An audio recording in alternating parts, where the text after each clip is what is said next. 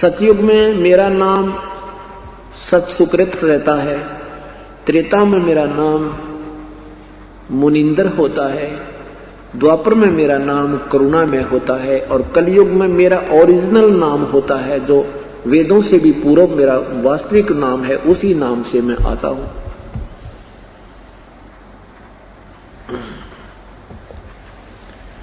अब अपनी महिमा सत भी वास्तविक बता रहे हैं और साथ में धर्मदास को थोड़ी सी असमंजस में भी रखते हैं।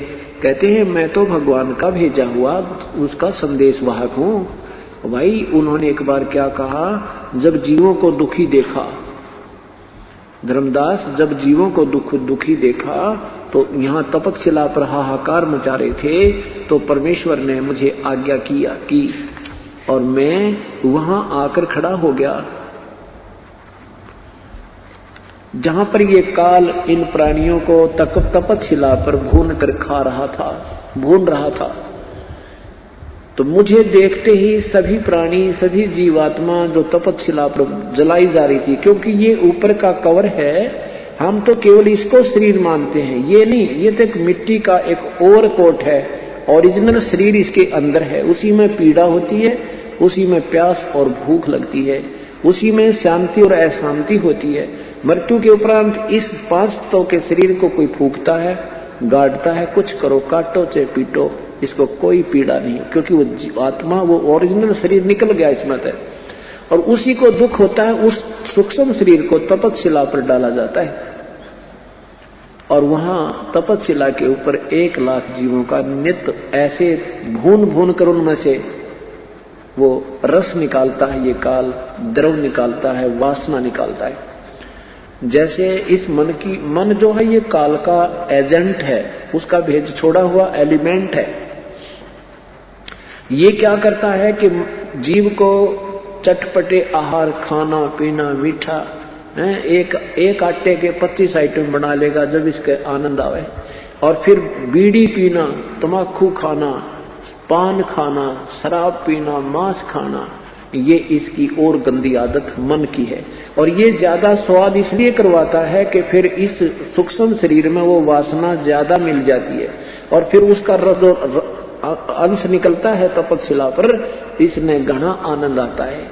जो ज्यादा विकार करते हैं उनको खाता है तो इसको ज्यादा आनंद आता है।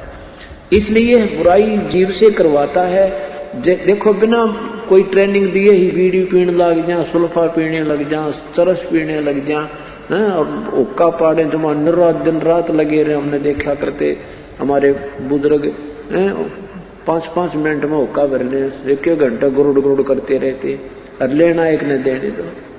तो ये सारा कारण क्या है कि ये काल करवाता है, अपने स्वार्थ वश करवाता है।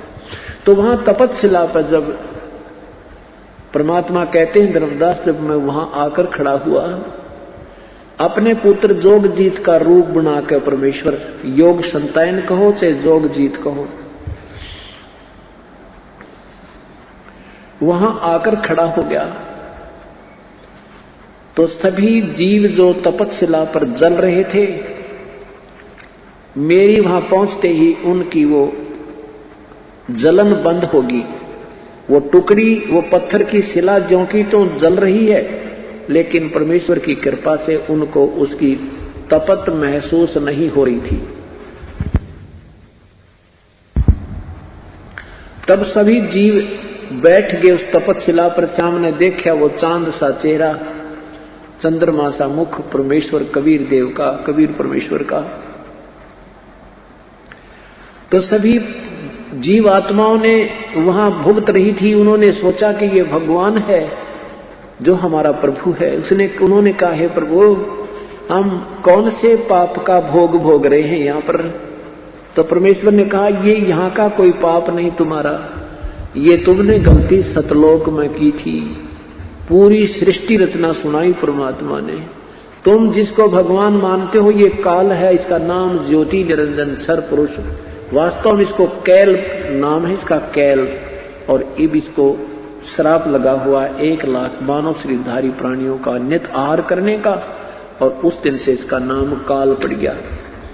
और भाई तुम इसी की पूजा करते हो, और इसी को भगवान मानते हो, ये तुम्हें मारता है, पैदा करता है अपने निज स्वार्थ के लिए। इसने अपने तीनों पुत्रों को से ये व्यवस्था करवा रखी है, ब्रह्मा शरीर बनावे, विष्णु पाले, शिव जी मार दे, और इसीलिए कर रहा है ये। जहां ये आज तो तुम देख रहे हो 1 लाख मानव शरीरधारी प्राणियों का यहां आहार कर रहा है।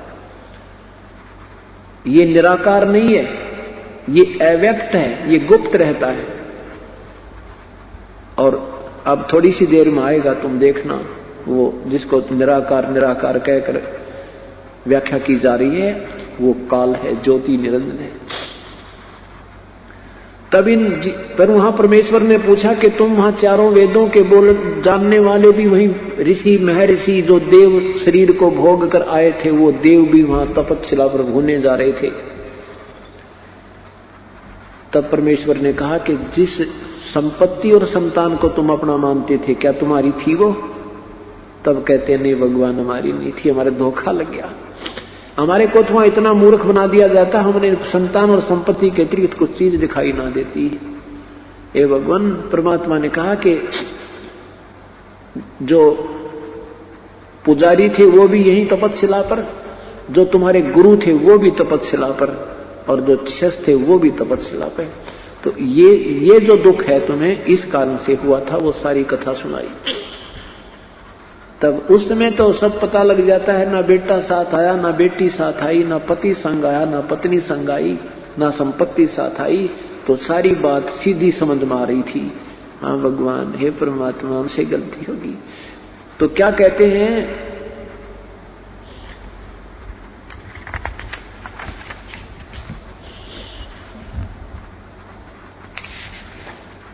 तो वहां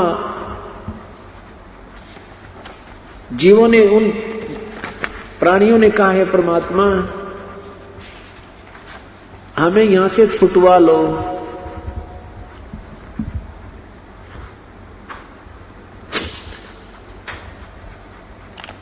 तब परमात्मा ने कहा भी ऐसे नहीं छुटवाया जा सकता, ऐसे नहीं छुटवाए जा सकते, ये हमारा नियम भंग हो जाता है। तुम स्वेच्छा से यहां आए हो काल के जाल में, और जब तुम्हें कोई पुण्य कर्म तुम्हारा उदय हो, मानव शरीर प्राप्त हो, और मेरा संत, मेरा कृपा पात्र संत कोई तुम्हें ये सतकथा सुनाता पा जावे, उनके इसके चरणों में लग के उपदेश ले लेना, और फिर मैं जानूं और ये काल जाने, अपना ऋण मुक्त होकर पुत्र तुम तब मेरे पास आ सकते हो, ऐसे नहीं ले जाए जा सकते।